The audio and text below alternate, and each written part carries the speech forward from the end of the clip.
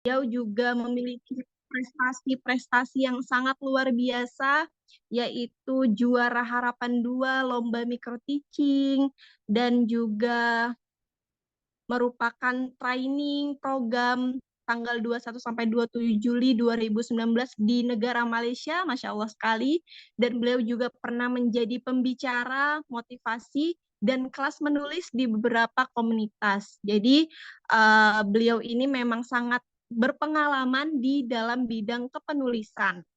Untuk sosmednya Kak Debbie, untuk Facebooknya namanya Debbie Roselini, dan untuk IG-nya Debbie_Roselini, email debbieroselini@gmail.com. Nah, nanti teman-teman bisa kepoin IG-nya Kak Debbie gitu ya, untuk melihat karya-karyanya Kak Debbie yang sangat luar biasa. Ya, teman-teman semuanya, disediakan semangat dan juga motivasinya yang sangat luar biasa sehingga bisa mengikuti pelatihan penulisan ini dengan nyaman dan juga dengan semangat yang sangat luar biasa. Baiklah, tidak mengulur waktu yang lama, saya persilakan untuk Kak Debbie selaku materi kelas penulisan pertama kita untuk menyampaikan materi yaitu tentang pengetahuan dasar kepenulisan.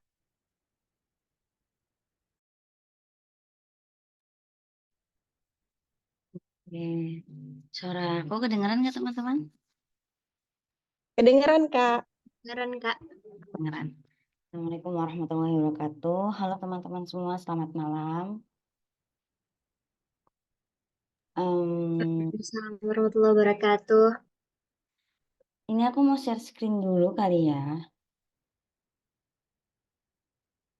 Bisa share screen kayak? Bisa kan ya? Oke. Halo, salam kenal teman-teman. Seperti tadi diperkenalkan oleh Kak Septiani, nama aku Debbie Roselini. Boleh dipanggil Kak Debbie, Teh Debbie, Mbak Debbie, ataupun nama kalau kita seumuran. Ini sebelumnya aku mau terima kasih kepada teman-teman Pewati dan teman-teman yang bekerja dengan Life Skill. Terima kasih sudah menginvite atau mengundang saya untuk hadir bersama teman-teman di sini malam ini. Sebelumnya kemarin karena diminta materi oleh Ajeng ya dari korpusnya yang aku plus Wahyuni itu diminta untuk dasar pembuatan buku dan dikasih waktu 30 menit saja gitu kan. Sebenarnya kurang kalau untuk membicarakan hal-hal terkait gimana cara bikin buku dan kompleksitasnya gitu kan. Tapi karena ini dasarnya, it's okay, kita ngobrol-ngobrol aja. Nanti kalau teman-teman ada yang mau ditanyakan, jangan sungkan untuk bertanya. Nah, dasar pembuatan buku, dasar itu kan hal yang, ini tadi, sebentar ya, panitia tadi ngomongin. Oke, awalnya diminta untuk di apa aja yang penting tentang dasar pembuatan buku, kemudian baru kemarin dikirim tornya, dirinci teknik-teknik awal menulis buku, tips mudah untuk mencari ide menulis buku, cara menulis buku yang menarik untuk bagi pembaca, menceritakan pengalaman menulis dari yang mudah sampai sulitnya menulis buku. Nah, teman-teman, aku dengar di sini teman-teman yang ikut adalah orang-orang terpilih hasil seleksi dari mengirim tulisan esai dan kemudian mengikuti kelas penulisan ini yang akan berlanjut mungkin karena ada yang pertama gitu kan, yang pertama ini dan mungkin ada yang kedua dan selanjutnya. Katanya outputnya buat bikin buku bilang. Nah, kita akan bahas beberapa hal ini. Sama aja seperti yang diminta panitia ya, cuma ini agak detail. Yang pertama itu sebelumnya aku mau cerita. Kalau teman-teman mau bikin antologi buku, biasanya itu harus ada koordinator. Harus ada koordinator meskipun semua orang itu penting. Semua orang nulis, semua orang mampu gitu kan. Tapi tetap aja harus diputuskan untuk ada koordinator. Koordinator ini akan mengurusi segala macam atau ketua gitu kan, kayak ketua kelas, KM ataupun pemimpinan gitu kan ya. Ada kayak gimana nih? Gimana tuh Tut? Oke, udah gitu. Aku lanjut ya. Nah, sebelumnya ada tiga buku, proyek 3 buku yang barengan dan aku sendiri koordinatori. Yang pertama yang paling penting itu bukunya ada 3 yaitu Bincang Aktivis Perempuan. Mungkin teman-teman Pewati pada tahu. Yang kedua ada Tumbuh Meski Tak Utuh yang terbit di Bentang Pustaka yang launching kemarin. Teman-teman bisa temui bukunya di Gramedia seluruh Indonesia. Nah, yang paling penting itu menentukan ide dan tema buku dulu. Sebelum teman-teman nulis, sebelum teman-teman mikirin royalti ataupun keuntungan, teman-teman penting sekali untuk menentukan ide dan tema buku. Kira-kira tema buku yang ingin ditulis itu apa? Contoh, Bincang Aktivis Perempuan itu temanya tentang perempuan dan kegiatannya sebagai aktivis, perempuan dan pendidikan, dari fitrah ke kiprah, sesuai turunan dari Korpus Pewati. Temanya tersebut. Kemudian setelah temanya sudah ada idenya, semisal kayak ide tulisannya kayak gimana, mau dibikin apa misalnya, kumpulan cerpen kah, kumpulan puisi, kumpulan esai, ataupun novel gitu kan, atau non-fiksi lainnya. Ide ini bukan cuma jenis, bukan cuma judul, bukan cuma pembahasan apa yang mau ditulis, tapi kita juga harus tahu kira-kira pembaca kita siapa. Saat kita menentukan tema, saat kita menentukan beberapa hal yang berkaitan dengan naskah tulisan, kita harus tahu juga kira-kira pembacanya siapa, target pembacanya. Contoh kalau di buku Bincang Aktivis Perempuan, itu target pembacanya adalah pelajar putri dan mahasiswi. Seseorang yang ikut aktif di organisasi, perempuan yang ikut aktif di organisasi mau di usia 14 sampai 30 tahun. Contoh lainnya itu Tumbuh Meski Tak Utuh. Itu ada kumpulan cerpen. Temanya itu pengalaman berharga di usia 20 sampai 30 tahun. Target pembacanya jelas. Target pembacanya orang yang mulai dewasa awal, setelah remaja, dewasa awal hingga usia 30 ke atas. Tentu saja usia 40 tahun pasti punya pengalaman menjadi umur 30 tahun. Begitupun umur 30 tahun punya pengalaman di usia 20 tahun. Jadi tetap ada target pasar atau target pembacanya. Sini juga di ide. Setelah teman-teman kelompok nih yang ada di sini menentukan koordinator, menentukan tema buku yang ingin ditulis, sebelum tema ceritanya ya, tema cerita masing-masing. Nanti diturunin tuh ya, kayak kemarin. Bincang Aktivis Perempuan, kumpulan esai, temanya seperti tadi kan, dari fitrah ke kiprah, perempuan yang aktif di organisasi. Nah, bagaimana teman-teman yang diundang untuk nulis ataupun yang termasuk tim penulis itu saling mengambil tema-tema khusus. Salah ada yang tentang proses di wilayah, ada yang bahas tentang make up dan PIWati dan perempuan, ada yang tentang perempuan mendidik, ada yang tentang seberapa sulit menjadi aktivis, dan banyak hal lain yang diturunkan masing-masing. Penting banget menjaga keberagaman tulisan. Jangan ada yang terulang. Teman-teman kan satu tema, beda orang. Kalau misalnya antologi ya, ini misalnya antologi, kumpulan tulisan gitu kan dari berbagai orang, itu penting banget untuk menjaga tema yang tidak berulang. Hal-hal yang sudah dibahas, kalau misal mau dibahas lagi di tulisan si A udah nulis ini, nah si B itu nulis itu. Kalau mau nulis ini pun ditambahin hal-hal lain, misal dikaitkan sama sesuatu yang baru atau contoh yang lain gitu kan.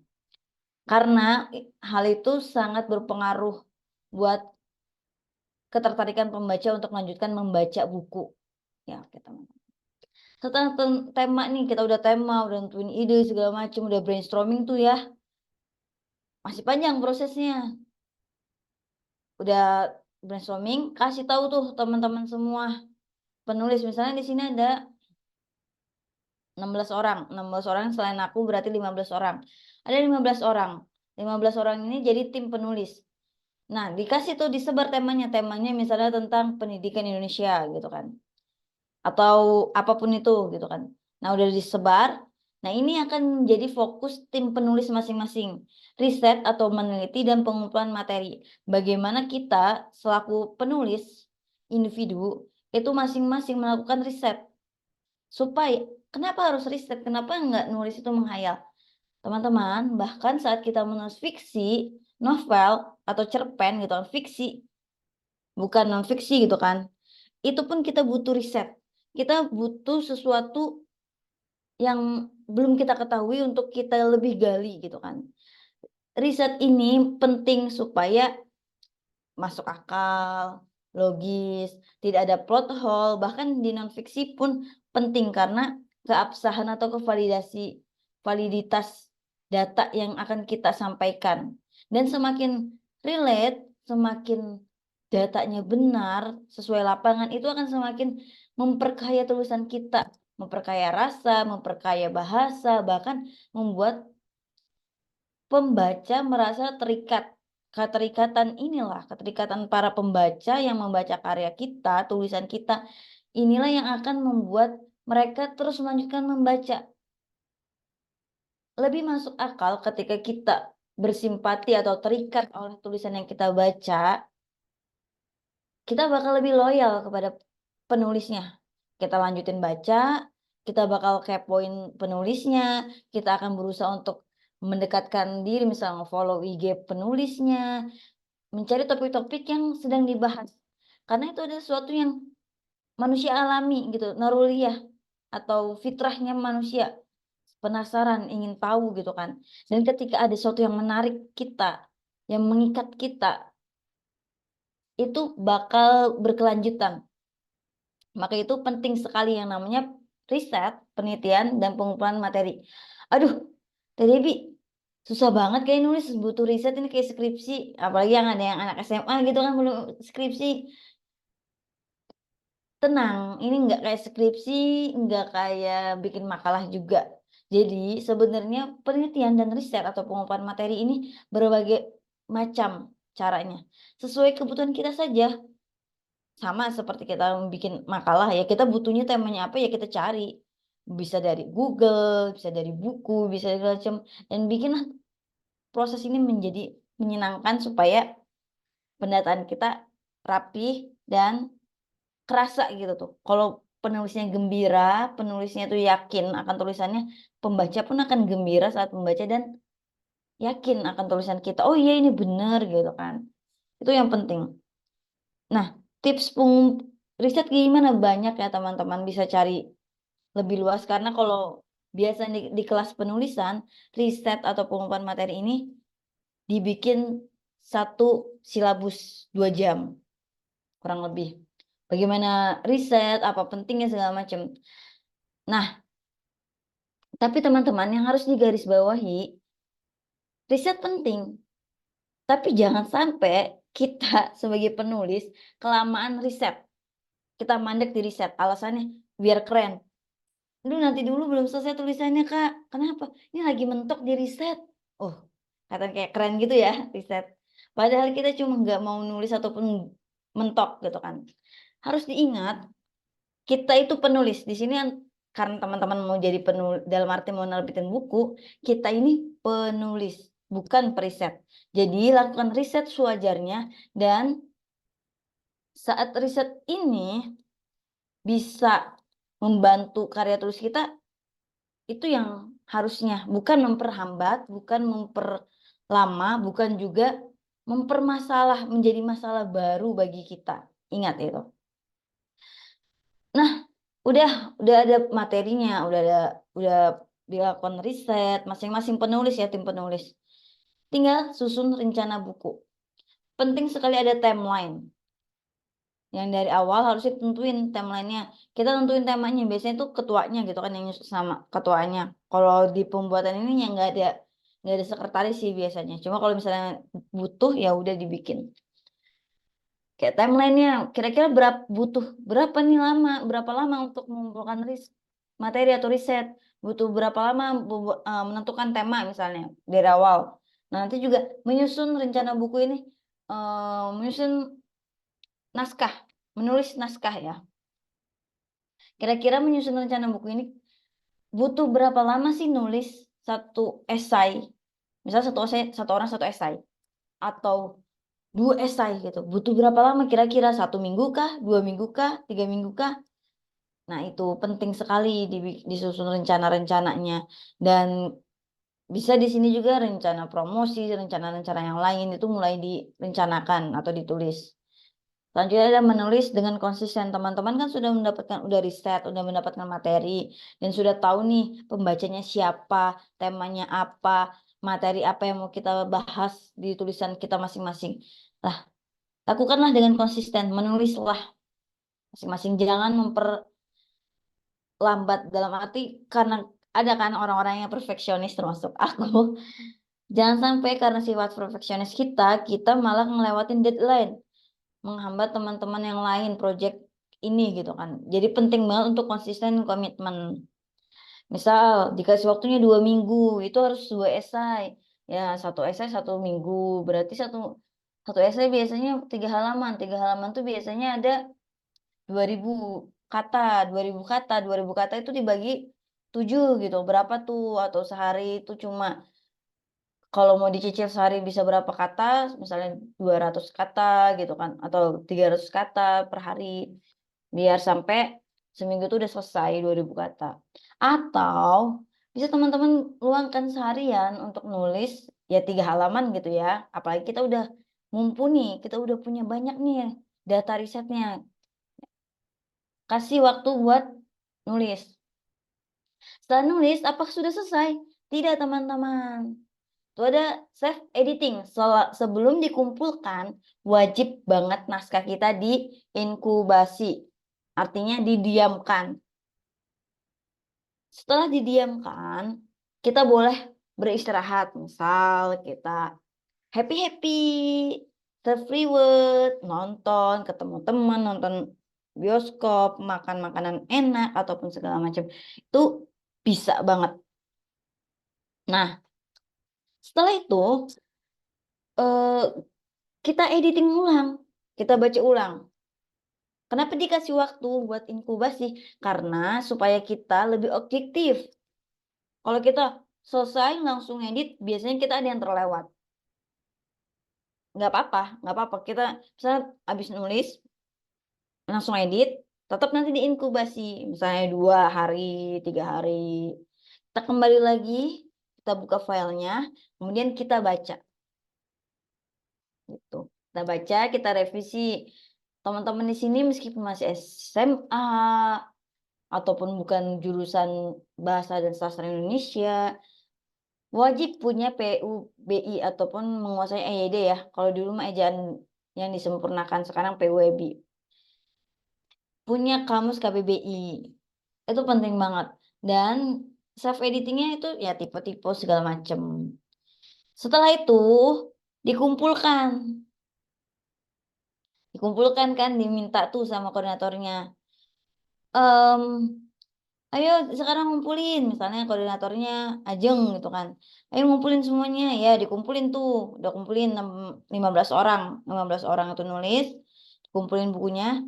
Ini harus dibicarakan, apakah koordinatornya itu merangkap sebagai editor dan layouter atau menyewa jasa orang yang profesional sebagai editor dan layouter.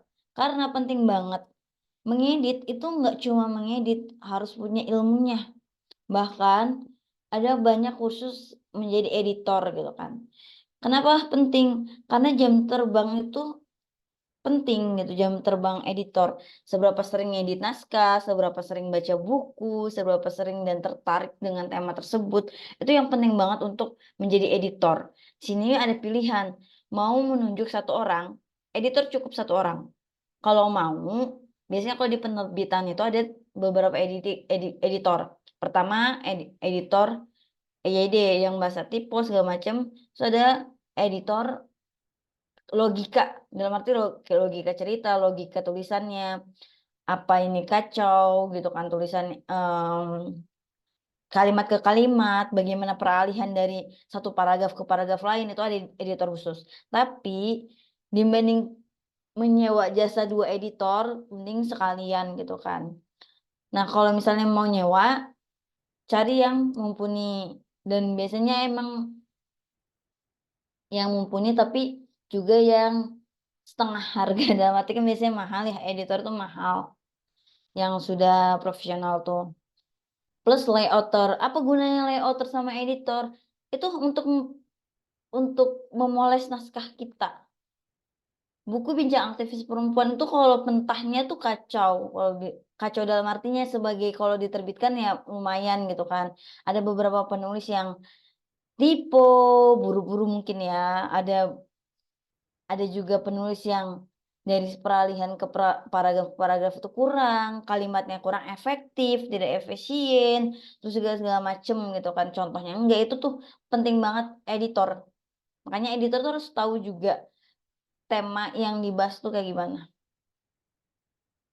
Setidaknya mempunyai ilmu pengetahuan wawasan tersebut gitu kan. Nah, setelah mengedit, ini ada 2 juga pilihan. Diedit ini apakah dieditnya itu dicoret-coret kayak dosen terus ngasih ke penulis merevisi sendiri, ataupun editor aja yang langsung merevisi gitu kan. Atas izin penulisnya tentunya. Dikonfirmasi, ini aku edit ya, aku buang. Ini aku ganti ini ya. Karena nggak efektif bla bla bla. Ini harusnya memang satu persatu penulis itu dikonfirmasi kalau ada kejanggalan. Tapi kalau mepet deadline biasanya editor diserahkan langsung gitu kan. Kita udah percaya sepenuhnya gitu kan. Begitu. Nah, pilihannya itu ya teman-teman buat edit. Selanjutnya adalah desain dan layout buku. Setelah apa? Desain dan layout. Layout ini ya penting banget karena teman-teman mungkin nulis di A4, di Word, atau di Google Dokumen. Tapi untuk dicetak itu butuh format khusus. Karena nggak mungkin kan cetaknya di lewat A4, itu ada ukuran tersendiri, terus juga ada urutannya. Layout itu berpengaruh sama urutan. Kan ada tema. Nah, menyusun rencana buku ini termasuk kayak menjahit naskahnya. Ada 16 naskah, mau dibikin per bab, mau dibikin kayak gimana, mau siapa dulu yang di depan atau di belakang. Ini harus penting, harus ada alasannya. Kenapa tulisan Ajeng di belakang? Kenapa tulisan Rahmah di tengah? Tulisan Septiani di depan. Kenapa? Itu harus ada alasan yang jelas. Karena ini berkaitan sama temanya, keselarasan, rasa gitu kan. Kalau kita lagi makan bakso tiba-tiba manis, kayak makan coklat kan aneh gitu kan. Nah, ini penting banget untuk menjaga kelarasannya. Layout juga kenapa butuh alasan? Jangan sampai kayak tulisan Ajeng ditaruh di belakang karena jelek gitu. Terus Septiani ditaruh di depan karena bagus. Enggak ada alasan kayak gitu. Yang namanya layouting mau di depan tuh harus di belakang tuh harus ada alasan yang jelas. Kenapa? Why? Dan juga tiap judul tuh gimana mau dibikinnya, dikreasikannya. Ini layout. Bagaimana kalau ada catatan kaki, bagaimana peletakan biodata, peletakan tulisan, dan segala macam. Apalagi kalau ada ilustrasi, kayak Bincang Aktivis Perempuan kan ada ilustrasi ya, ada gambarnya gitu, berwarna. Itu harus pas gitu kan. Nah, layouter ini yang layouting susunan naskah itu setelah diedit tulisannya. Kan udah ada editor tuh, udah kerja selesai, fix naskahnya ke layout yang mulai ngerajut naskah. Dan ini butuh skill khusus sih bagi aku.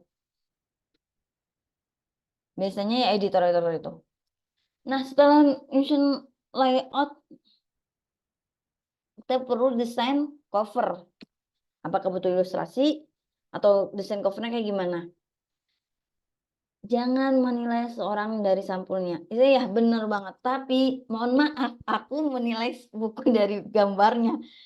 Apalagi zaman sekarang, orang-orang tuh menilai, oh bukunya menarik nih, bagus nih. Ya itu, buktikan kalau covernya bagus, bukunya juga bagus. Setidaknya kalau dalamnya jelek, kata editor aku, setidaknya kalau dalamnya jelek, covernya yang bagus, biar menarik, biar kejual dan ada yang baca gitu teman-teman. Jadi ya desain lah yang menarik sesuai tema dan segala macam. Nah, belum selesai nih di masalah desain cover itu bukan cover depannya doang. Kita butuh ngedesain cover belakang. Biasanya ada apa teman-teman di belakang? Ada kayak sinopsis gitu nggak sih, Kak? Betul, Kak Septiani. Ada sinopsis atau disebutnya biasanya kalau di penerbitan blurb, BLURD, blurb gitu kan. Itu tuh kayak semacam sinopsis boleh, ataupun kayak testimoni para tokoh. Nah, pokoknya itu yang sebagai spoiler, itu yang bikin kayak itu tuh madu bagi semut-semut, biar dikerubungi oleh semut-semut itu ditaruh madu gitu kan. Nah, di situ penting banget. Dan ini harus ada tugasnya. Kalau dulu waktu jenjang aktif perempuan tuh koordinator, editor, layouter, penyusun naskah, bahkan yang bikin semua itu full aku teman-teman. Jadi teman-teman penulis itu hanya mengirimkan naskah saja. Dan itu lumayan capek. Lumayan capek dan sangat menguras energi. Jadi bagi aku, kalau buat teman-teman sekarang, kalau project bersama mending dibagi. Kecuali kayak misalnya aku sekarang kan ada project baru misalnya dari SD IT, minta untuk ngebimbing, ngasih materi, terus sampai bikin buku, anak-anak bikin buku gitu kan, prakteknya, terus layouternya, editor segala macam, itu dibayar jasa profesional. Kalau teman-teman dibayar jasa profesional, is okay. Tapi kalau buat barengan, yang penting teman-teman barengan gitu kan. Kecuali nanti kalau di proposal banyak cairnya, nggak apa-apa tuh pakai jasa luar profesional supaya bagus gitu kan. Nah setelah itu apa? Udah selesai nih. Selesai. Masih panjang juga teman-teman. Tuh ya menerbitkan buku. Menerbitkan buku tuh lumayan lama waktunya. Karena kita nanti proses pencarian penerbit. Bagaimana nih penerbitnya? PI punya PI Press, tapi nggak tahu masih aktif atau enggak dan disesuaikan harganya atau enggak. Ya seharusnya nggak bayar ya nyetak di punya penerbitan organisasi sendiri gitu kan, malah harusnya disupport gitu kan, tapi kemarin bayar di PI Press. Nah, untuk mensiasati itu teman-teman silakan bikin proposal yang banyak, kirim ke KB atau siapapun supaya mendanai, karena makin lama kalau teman-teman pengen udah naskahnya selesai mau ngirim ke penerbit mayor aja lama banget, bisa teman-teman setahun, 2 tahun, 3 tahun, bisa juga ditolak gitu kan, karena prosesnya panjang. Kalau menerbitkan di penerbit mayor itu kita bikin proposal, ngajuin, akuisisi dulu. Kalau itu kita presentasi dulu, apakah lolos atau tidak, terus segala macam, baru tanda tangan kontrak. Tanda tangan kontrak belum tentu langsung terbitin, ngantri dulu, ngantri panjang. Kecuali teman-teman punya jalan sutra atau golden ticket gitu kan. Semisal kayak penulis bestseller, banyak pembacanya, itu mungkin bisa didahulukan. Tapi kalau teman-teman masih penulis pemula, ya sabar. Nah, mending penerbitnya indie. Sebenarnya teman-teman, aku mau ngasih tahu, indie mayor sekarang tuh nggak perlu diperdebatkan mana yang bagus, mana yang jelek. Mungkin suatu pencapaian kita ada di toko Gramedia. Mungkin sebagai kebanggaan tersendiri gitu kan. Tapi enggak juga, enggak semua yang terbit di mayor di toko buku bagus karyanya dan yang di indie jelek enggak. Teman-teman harus pahami bahwa mau di indie, mau di mayor, teman-teman harus berusaha menulis tulisan yang bagus, paling baik. Bukan berarti sempurna, paling baik dan selesai. Karena tidak ada kesempurnaan. Seiring berjalannya waktu, jam terbang teman-teman makin luas, makin ini, ya baru tulisan teman-teman mungkin mendekati sempurna. Tuh. Nah, penerbit, udah ketemu penerbit. Nah, MOU, penandatangan kontrak, kayak misalnya berapa cetaknya, segala macam. Dan kalau ini tuh biasanya hak cetaknya masih tetap pada penulis. Misal harganya, misal banget satu buku harganya berapa gitu kan. Kan biasanya semakin banyak nyetak X lembar, misalnya 1000 X lembar ataupun 500 X lembar itu lebih murah per buku dibandingkan cuma 100 X lembar gitu kan. Nah, gimana caranya kalau nggak ada proposal TDB gitu?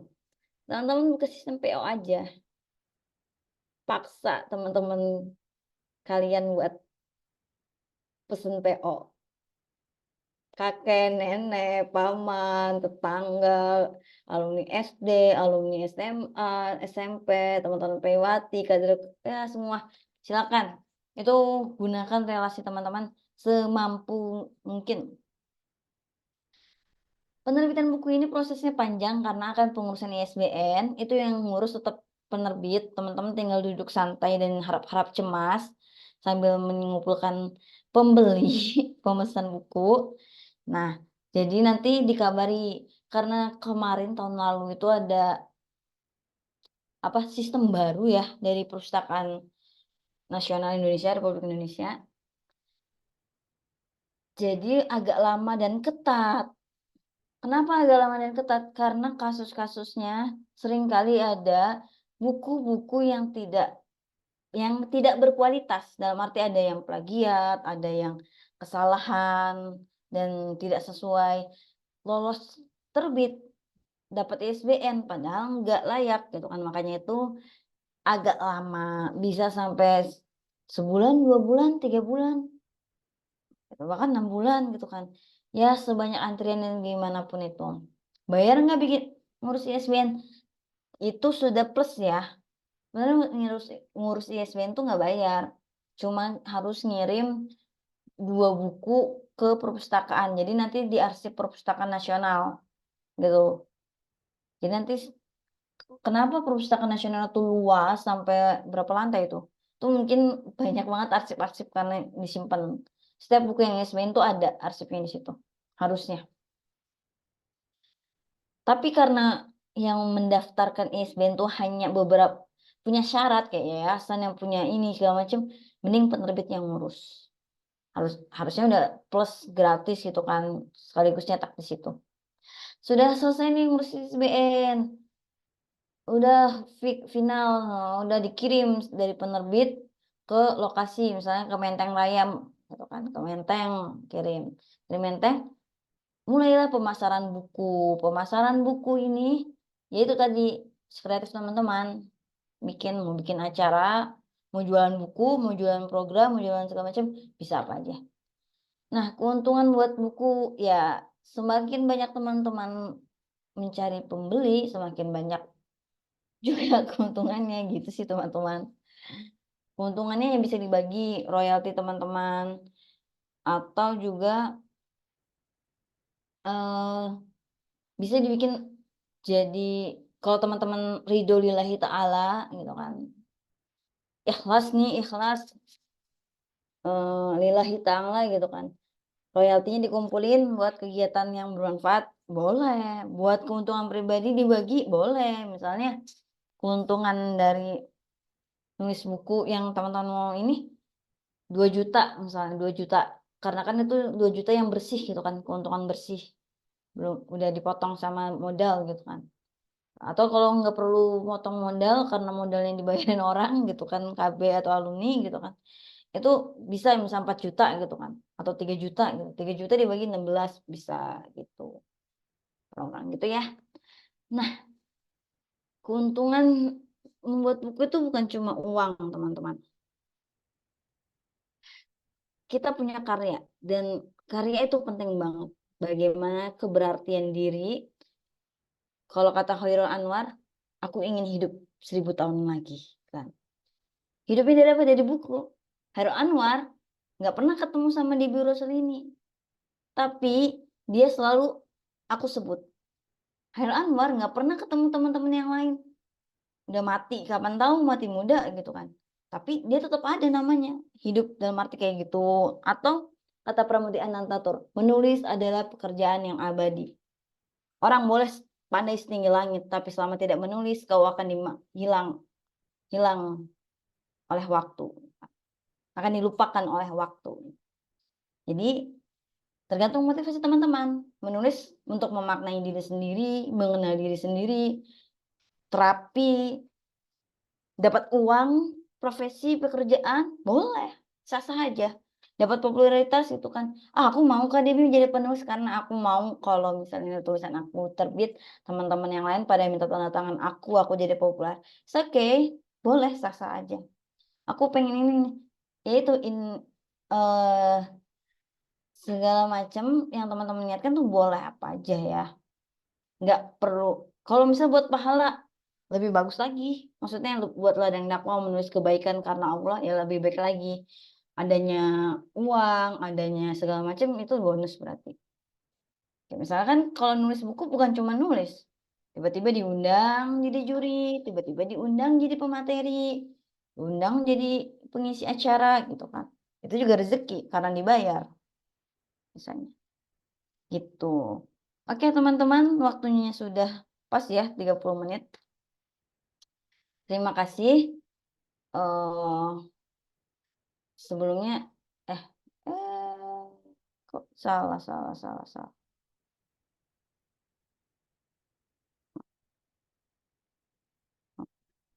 Belum selesai share screen-nya padahal. Mana ya? Tadi sebentar ya teman-teman. Mau nunjukin yang padahal dokumentasi doang sih. Ya.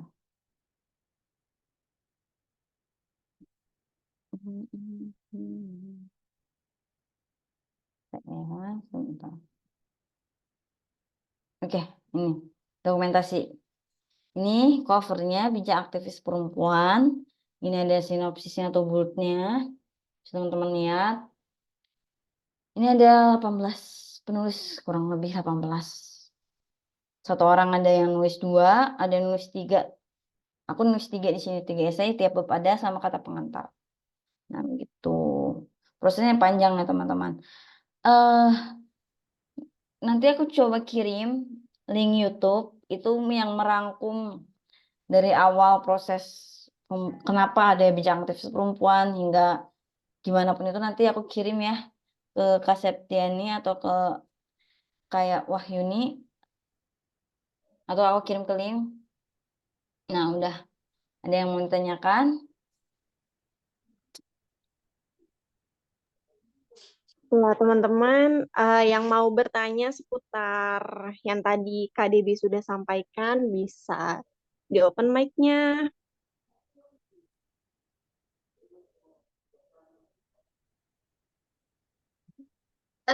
Izin bertanya, Kak. Siapa itu? Oh, Kak Rahma. Ya, silakan. Terima kasih atas kesempatannya, Kak. Mohon izin karena tidak bisa aktifkan kamera.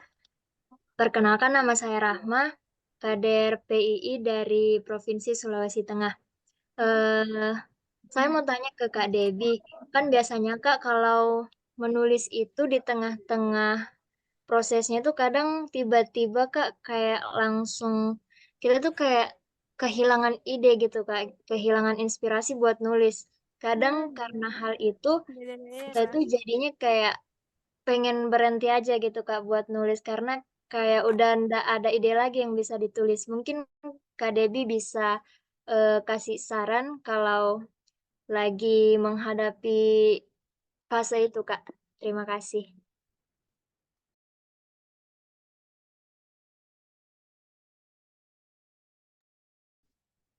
Oke, terima kasih untuk Kak Rahma. Gimana untuk Kak Debbie? Oke. Gimana sih kalau kita idenya mentok terus tiba-tiba merasa tulisan kita nggak bagus dan pengen berhenti aja? Itu ada pertanyaan yang nggak bakal selesai, Rahma. Bahkan Delestari yang dari Hirata pun mengalami hal itu. Bedanya adalah bagaimana kita menyikapinya, bagaimana kita menghadapinya. Karena masalah itu adalah masalah tiap penulis. Kalau Koki, mungkin masalahnya tuh mau bikin resep apa, bukan tulisan apa gitu kan. Sama. Mungkin kalau coding yang bikin coding kayak suami saya misalnya bikin aplikasi, mentoknya ya bagaimana bikin gitulah bahasa codingnya gitu kan. Sama aja kan. Setiap pekerjaan ada bloknya, ada mentoknya gitu kan. Kalau diminta tips-tipsnya itu tiap orang berbeda-beda, Rahma. Kalau aku ide mentok itu dikasih jeda dulu. Tapi gini, yang uniknya kalau kita nulis esai itu nggak bakal selama-lamanya ide mentok itu kayak nulis novel. Oke? Nggak kayak nulis buku yang panjang yang 200 halaman. Rasa putus asa, rasa ketidakpercayaan diri dan ketidakberdayaan itu nggak lama kalau nulis esai. Karena selesai udah gitu kan. Tapi kalau nulis novel yang panjang ataupun buku non fiksi, buku motivasi ataupun ya kayak aku nulis misalnya buku tentang Peiwati itu Peiwati Proses Kreatif Kritis dan Produktif tahun 2020. Nah, itu panjang prosesnya. Kalau misalnya teman-teman yang nulis esai, pertanyaannya ide mentok, yang dilakukan ya udah teman-teman perdalam riset aja. Toh 3 halaman, bukan mengecilkan 3 halaman ya. 3 halaman adalah suatu yang luar biasa saat kita tidak bisa menulis gitu kan. Tapi esai itu bisa disiasati dengan banyaknya kita menguasai topik pembahasan yang ingin kita tulis. 1. Kedua, kosakata di perpustakaan otak kita itu lengkap. Bagaimana caranya biar lengkap KDB gitu kan. Kalimantan kan kakak ya, bukan teteh. Teteh mah Sunda. Teman-teman baca, riset kan baca. Teman-teman banyaklah baca buku. Kalau mau jadi penulis, jangan ngaku-ngaku pengen jadi penulis kalau nggak suka baca. Karena membaca adalah tenaga dalamnya menulis. Kita nggak bakal bisa nulis kalau nggak pernah baca. Karena kosakata, bagaimana kita mengolah data, mengolah informasi di kepala kita itu dari membaca. Saat kita membaca kan otak kita tuh saling terhubung, sarafnya kata ilmu otak gitu kan. Nah, saat saraf yang terhubung itu jadi pengetahuan yang diolah sama otak itu bakal membantu kita untuk menulis. Nah, itu singkatnya. Tapi itu penjelasannya. Kalau tipsnya, silakan Rahma melakukan selain riset. Kalau udah pusing riset nih, riset lagi tadi nih, ngarang lah tadi nambah pusing gitu kan. Oke, boleh. Kalau aku biasanya riset itu nggak mesti baca, nonton film. Boleh kalau novel. Misalnya kalau aku lagi nulis novel romance remaja ataupun tentang tragedi atau tentang yang lainnya, silakan baca yang sesuai tema yang kita tulis. Tetapi kalau novel kan ada rasa gitu kan. Ya esai juga ada rasa saat kita melibatkan perasaan penulis gitu kan. Bukan berarti sentimental ya perasaan itu. Nah, kalau nggak mau nulis, teman-teman lakukan hal yang disukai aja. Rahma misalnya sukanya makan makanan enak, ya udah bikin diri kita enak. Karena mentok pun kita masih bisa lewatin itu kalau kita mau paksa aja nulis. Jadi maka itu kenapa urutannya itu nulis dulu, baru editing. Nggak nulis editing. Karena nggak bakal selesai kalau kita nulis sambil ngedit. Nggak bakal. Maka itu penting banget kita nulis, selesaikan aja dulu, baru editing. Ini mengupayakan supaya kita tidak terjebak pada ketidakpercayaan diri, keputusasaan, dan ketidakberdayaan diri kita gitu. Itu ya Rahma. mau nonton film, ketemu temen, metis ataupun sama teman-teman Pewati ataupun ketemu orang tua, ngobrol sama orang tua atau ngobrol-ngobrol sama yang lain boleh. Apa yang membuat kita senang, lakuin. Tapi jangan sampai kita check out barang yang nggak bisa kita bayar cuma karena biar kita senang. Oke? Karena kita bakal jadi masalah baru. Gitu. Ya, terima kasih untuk Kak Debbie jawabannya. Ya, jadi Kak Rahma kita harus konsisten, kita harus nemuin cara ternyaman ter-PW-nya kita sendiri, terus perbanyak referensi, dan kuncinya nulis aja dulu, gitu. Oke, untuk Kak Asraf, silakan Kak Asraf. Hai. Hai. Halo, kenalin nama saya Asraf Rizaldi Bilfaki. Sebenarnya dari semalam saya tuh udah ini bikin dua pertanyaan nih yang dimana saya kritisi dan masih belum nemu jawabannya nih. Yang pertama itu eh, mungkin buat beberapa teman tahulah ya bagaimana cara jawabnya. Buat saya sulit. Bagaimana peran penulis dalam masyarakat modern itu telah berubah selama bertahun-tahun. Yang kedua, saya pengen nanya itu perihal bagaimana penulis itu dapat menggunakan platform mereka untuk mendorong perubahan positif. Entah itu di society aja dulu atau langsung ke dunia gitu. Ya mungkin salah satunya aja atau keduanya. Saya makasih banget. Terima kasih Kak Asraf. Wah, Terima kasih kembali. sekali sudah disediakan pertanyaannya dari sejak lama ya. Oke, langsung aja Kak Debbie. Oke. Nah, kalau ditanya kayak gini, kita kira-kira teman-teman di sini sebelum kita ngomongin peran, saat kita mau membicarakan tentang peran penulis, peran guru, peran pemimpin, peran-peran yang lain, kita bisa tanyakan lebih dahulu tujuan Asraf di sini, Rahma, Septiani, Ajeng menulis sebagai penulis itu apa? Meskipun teman-teman aku nggak mau jadi penulis tadi gitu kan, aku mau jadi yang lain gitu. Oke, tapi konteksnya di sini teman-teman hadir di sini karena satu keseriusan teman-teman sudah ngirim naskah dan lolos, mungkin dari sekian ribu orang gitu kan lolos gitu. Nah teman-teman kenapa disebut? Aku minta teman-teman menanyakan diri tujuan menulis apa. Menurut aku kalau membicarakan tentang peran, bagaimana peran penulis di dunia modern atau segala macam, ini berubah-ubah. Mungkin ada kayak normatifnya, ada jawaban normatif ada gitu kan. Kayak perannya sebagai misalnya kayak pemimpin, sebagai pemimpin memimpin masyarakat, mensejahterakan segala macam, ada peran-peran terjemahannya normatif gitu kan. Penulis pun ada kayak pembangun peradaban, pembawa ilmu, jendela ilmu atau segala macam. Tapi bagaimana kalau misalnya kita menerjemahkannya penulis di dunia modern ini sebagai penghibur? Karena menghibur. Sah kalau yang nulisnya memang tujuannya menghibur. Bagaimana penulis misalnya banyak kan ya kayak dari Tia Dika segala macam. Mungkin ada aja amanat dalam cerita. Kan kita mau belajar unsur-unsur intrinsik tuh ya dulu di bahasa Indonesia 6 tahun SMP sampai SMA gitu kan ya. Sik sama ekstrinsik. Ya, Sama apa? sama ekstrinsik.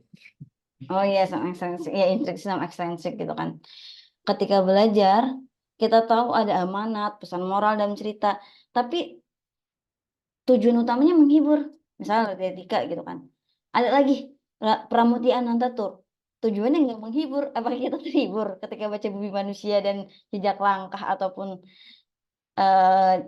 Gadis Pantai ataupun karya-karya yang lain gitu kan. Ken Arok ataupun Arus Balik gitu kan, yang karya Pramudia Anantatur. Tidak, kita malah stres, kita malah memikirkan bangsa, kita malah, ya ampun, ini bangsa mau dibawa kemana? Kemerdekaan kayak gimana? Bagaimana melawan Belanda? Bagaimana membuka pikiran?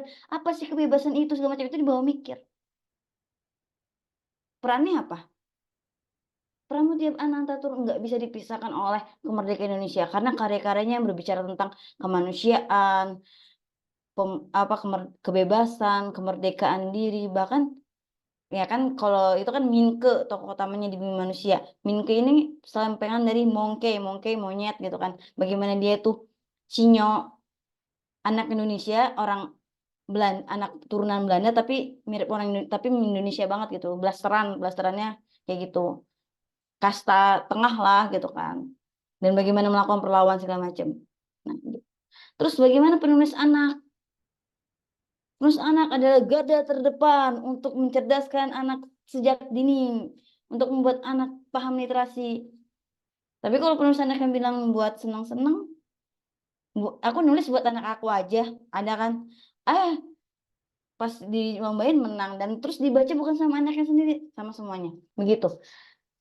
Ngomongin peran, sebelum kita ngomongin peran, karena biasanya saat kita membahas tentang peran, orang lain yang membahas. Misal, tadi siapa namanya? Di sini Rim Delik. Itu nama dari ibu, soalnya ibu saya Belanda. Oh iya, Eh, apa berarti udah baca. Rindeluk van Kaliniel de Bosch. Apa biasanya panggil Nial atau Kak Asraf aja sih. Asraf, Nama oke. dari- Nah, kayak Max Havelaar. Tapi dia Belanda ya. Kalau minta barusan. Nah, tadi siapa lupa panggilannya Kak? Kak Asraf aja biar Asraf ya, oke Asraf. Iya, ngomongin peran Asraf itu yang ngomongin nanti kritikus. Bagaimana peran Asraf sebagai penulis kelahiran campuran Belanda dan segala macam gitu kan. Gitu. Tapi sebelum kita ngomongin peran di masyarakat modern maupun di masyarakat umum dunia ataupun Indonesia, kita harus tahu dulu tujuannya apa. Teman-teman, tujuan nulisnya apa? Yang kedua, pertanyaannya itu tentang bagaimana memaksimalkan ya iya maksimal di platform-platform. di platform. Iya. Di mana? Di platform itu medianya apapun itu. Karena kan kayak saya sendiri kan platform saya mungkin ya masih buku tulis, di mana saya menulis itu isinya semuanya curhatan dan juga karena sebagai apa namanya pengidap depresi gitu. Nah, saya bercurhat lewat situ. Saya Oke. benci hidup saya dan kenapa. Nah, itu. Tenang, Itu. Kak. Yang Saya membenci hidup itu bukan cuma Anda. Hampir seluruh orang yang beranjak dewasa pernah membenci hidupnya. Nah, Membenci diri sendiri. dan dari situ sih Kak, saya dapat jawaban. Soalnya saya kan sering apa dulu pertama kali saya nulis itu adalah apa namanya? Aku pengen mati, aku pengen mati, aku pengen mati. Dan dari situ saya dapat jawaban yaitu adalah jawaban saya kenapa saya dilahirkan. Nah, penting. Dan Makanya kalau tujuan nulis itu kan misal kalau Kak Asraf tadi akhirnya bisa mengenal diri sendiri, mengenai kehidupan, bahkan juga bisa menjadi medium untuk terapi. Kalau misalnya teman-teman di sini masih menggunakan buku tulis, bisa coba dikembangkan. Setelah nggak masalah, aku juga punya banyak buku nih. Buku pertama, buku kedua, buku ketiga, banyak banget yang tulis. Tapi kalau misalnya teman-teman sudah merasa sanggup untuk men-share, dalam arti sanggup itu bukan berarti bagus enggak ya. Keberanian untuk men-share tulisan itu sama dengan konsekuensinya kita berani dikritik, berani dikomentari, berani dibilang jelek, berani tidak disukai tulisan kitanya gitu kan. Oleh pembaca kita. Jadi saat teman-teman di sini masuk ke Asraf ataupun yang lain sudah berani untuk menulis di khalayak umum, kirimlah. Minimal teman-teman ada kan sekarang Wattpad atau di Facebook atau dibikin konten tulisan tuh banyak jenisnya. Kalau teman-teman cuma fokus ke esai sama cerpen, sekarang ada, kalau dibilang jenis ya caption pun itu nulis. Kalau dibilang awalnya toxic positifnya aku nih kemarin-kemarin, aduh aku sebulan ini nggak nulis, nggak ada cerpen, nggak ada tulisan yang aku buat, tapi aku konsep, ternyata aku nulis juga konsep konten, bagaimana nulis caption, bagaimana ngerancang berbagai macam, itu nulis, itu kemampuan menulis. Bahkan bukan cuma penulis doang yang butuh kemampuan menulis, semuanya bagi aku pekerjaan apapun itu butuh. Dan maksimalkan, mau usianya tua, mau usianya muda, mau baru lulus SMA, masih SMA, kuliah, bahkan yang udah 50 tahun, 90 tahun, nggak ada kata terlambat buat menulis. Jadi untuk memaksimalkan, sabar, kasih waktu. Misal aku, beberapa tahun yang lalu aku ngasih waktu, enggak beberapa tahun, setahun yang lalu aku ngasih waktu buat aktif nulis lagi setelah vakum 3 tahun. Dan ini tahun kedua aku. Masih proses, masih. Dan 3 tahun itu aku mulai dari nol lagi setelah lama banget vakum. Karena dulu nulisnya waktu sekolah, SMA, sama kuliah, setelah lulus nggak nulis lagi. Nulis skripsi sih, tapi dianggapnya nggak nulis gitu kan. Nah, kasih waktu, objektif lah pada diri sendiri. Jangan terlalu berekspektasi, tapi jangan terlalu membenci diri. Aku termasuk orang yang suka membenci diri.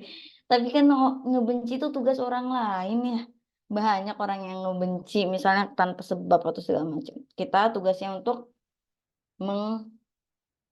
sayangi diri sendiri. Minimal kita jangan berkata kasar pada diri sendiri.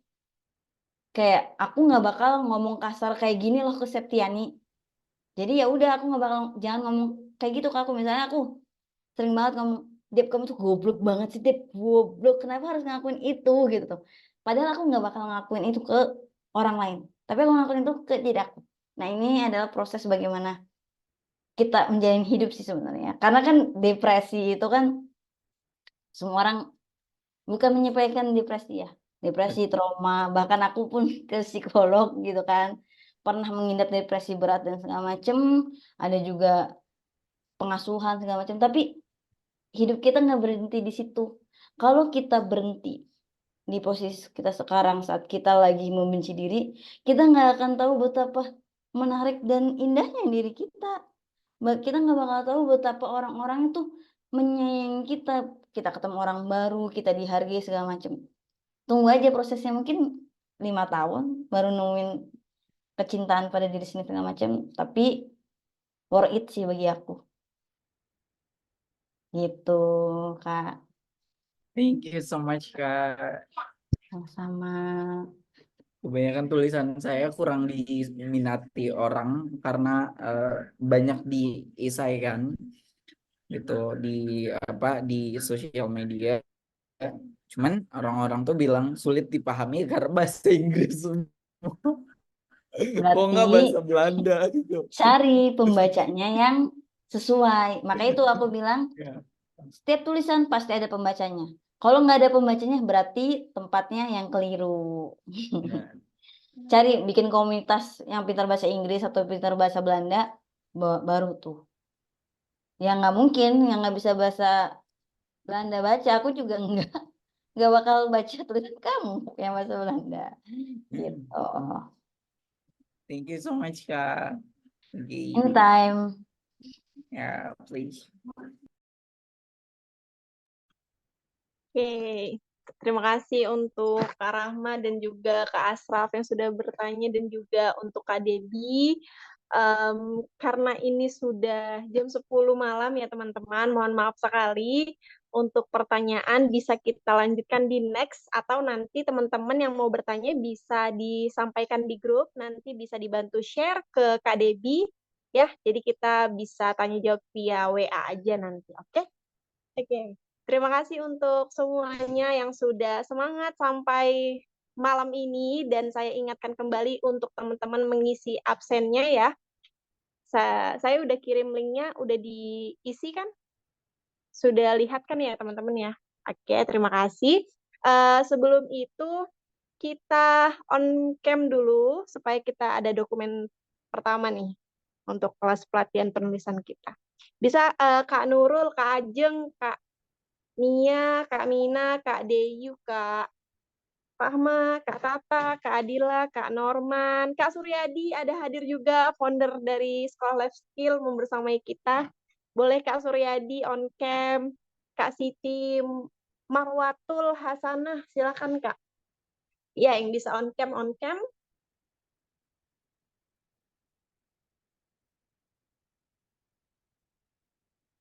Oke, nggak apa-apa. Oke, saya mulai hitung ya. Silahkan tampilkan gayanya yang keren-keren, yang cantik-cantik. Tunggu Boleh Kak. saya aja Kak yang Oh iya, boleh Kak Nia selaku operator kita malam hari ini. Oh, Kak Suryadi izin. Oke, Kak Suryadi nggak apa-apa, di sini juga sudah gelap. Iya benar. Di sini sudah gelap. Di Indonesia sudah gelap sih Kak.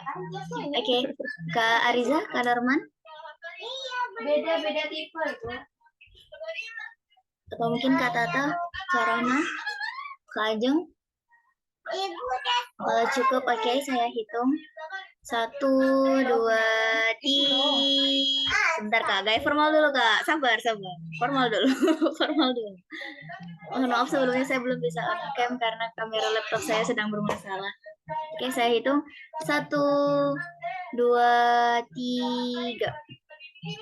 Oke, boleh gaya bebas. 1, 2, 3. Oke, sarangi. Gaya sarangi. Love-nya. Oke. 1, 2, 3. Oke, mau gaya SLS, Kak? Oke, gaya SLS itu huruf L, itu tapi agak mereng sedikit. L agak mereng sedikit, gitu. Kayak Kak Ayu.